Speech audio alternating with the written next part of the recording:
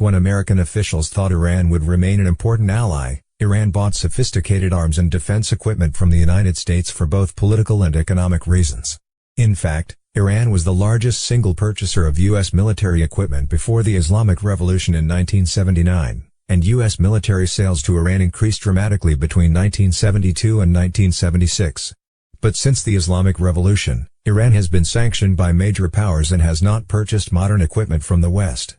Some analysts believe that the collapse of the Afghan government, the Taliban takeover, and the U.S. withdrawal have created an opportunity for Iran to pursue its regional goals in Afghanistan. Recently, some controversial pictures published on social media appear to show a convoy of trailer trucks allegedly transporting U.S. military equipment taken from Afghanistan into Iran. Based on unofficial reports, Iran purchased Humvees and MRAPs, light armored vehicles, from the Taliban for research and reverse engineering. President Joe Biden has faced sharp criticism after pictures surfaced showing U.S. defense materials in Taliban hands. Days before reports of Iran's alleged purchase emerged, Representative James Comer, RKY, and Representative Glenn Grothman, RY, wrote a letter to Defense Secretary Lloyd Austin requesting information on the Pentagon's plans to recover American weapons left in Afghanistan. We are left wondering if the Biden administration has a plan to prevent the Taliban from using our weapons against the U.S. or its allies, or selling them to foreign adversaries, like China, Russia, Iran, or North Korea, the lawmakers wrote. In addition, former President Donald Trump stated that all equipment should be demanded to be immediately returned to the United States, and that includes every penny of the $85 billion in cost.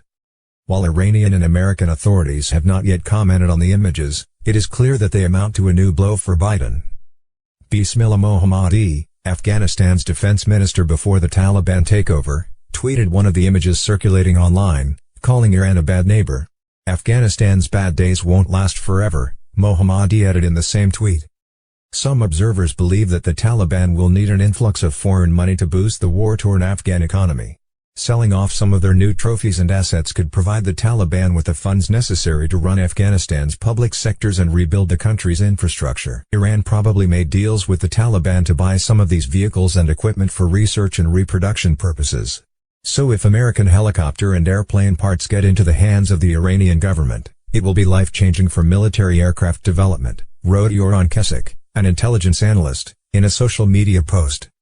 Although the commander of U.S. Central Command, General Kenneth Franklin McKenzie Jr., asserts that U.S. aircraft left in Afghanistan are inoperable and will never fly again, they could still be useful for reverse engineering by Iran or other American adversaries.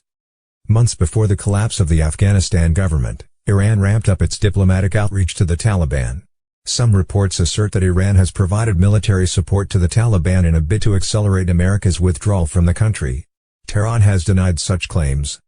Iran has provided the Taliban with financial support and training, said a senior defense intelligence official during a Pentagon news briefing about a Defense Intelligence Agency, DIA, report on Iran.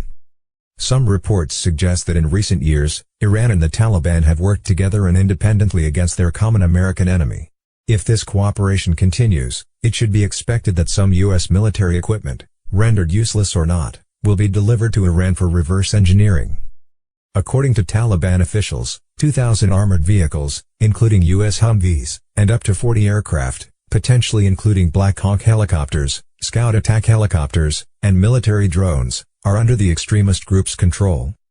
However, it remains to be seen if American weapons will fall into the hands of other armed groups such as Al-Qaeda, the terrorist nemesis of the United States, and if the Biden administration has a plan to prevent these weapons from being used to harm U.S. national interests.